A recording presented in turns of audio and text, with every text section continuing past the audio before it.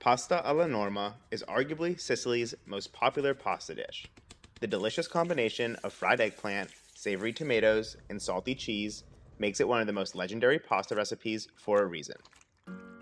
Let's start by removing the ends, then smash and peel 2 garlic cloves. Add about 3 tablespoons of olive oil to a large skillet.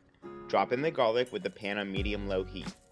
Begin frying the garlic for 2 to 3 minutes or until it's slightly golden brown, breaking it up into smaller pieces with your wooden spoon as it cooks. Once the garlic is ready, turn the heat down to low and pour in 1 large can of your favorite crushed tomatoes and splatter some on your stove. Give it a good stir to mix in the oil. Then toss in 1 stem of basil leaves. And lastly, a couple large pinches or about a half teaspoon of salt. Let the sauce simmer and reduce on low heat while we prepare the eggplant. But first, begin heating up a medium-sized pan on medium-low heat with an inch of frying oil like grapeseed or canola. Take off the ends of 1 eggplant and cut it down the middle where it begins to get wider.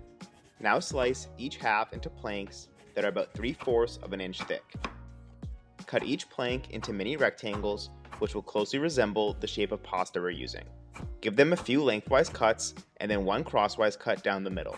It's common to salt the eggplant before cooking to remove any bitterness, but that's not totally necessary when frying smaller pieces. Once the oil is about 350 degrees, start dropping in a few handfuls of eggplant at a time, but don't overcrowd the pan too much. After you add the eggplant, turn the heat up to medium-high so the oil retains its temperature. Now, just push and flip them around to make sure they're getting colored evenly. Cook for about 5 minutes total or until they're very golden brown. Have a cooling rack over a baking sheet at the ready, and with your slotted spoon, start removing the eggplant to the rack so the excess oil can drain off. Continue on with frying the second batch. And remember to give the sauce a stir every once in a while. The hardest part of this recipe is trying not to eat too much of the eggplant before we add them to the sauce. But by the time the eggplant is done, the sauce should be reduced enough, at which point you can remove the basil stem and bring a pot of water to a boil for the pasta. Add a handful of salt to the water before dropping in a half bag or about a half pound of rigatoni. But other short pasta shapes like ziti or penne also work for this dish. Give it a stir and set the timer for 1 minute less than what the box says. While the pasta cooks, add about half of the fried eggplant to the sauce and toss in a handful of fresh basil leaves before stirring that together with the heat on low.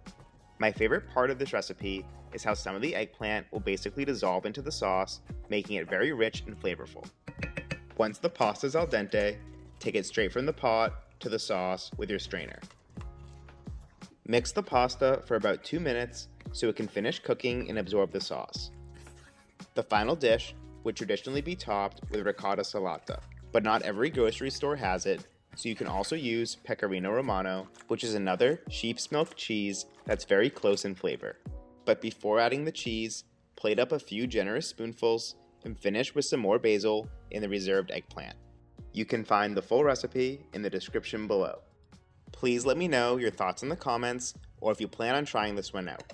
Thank you for watching.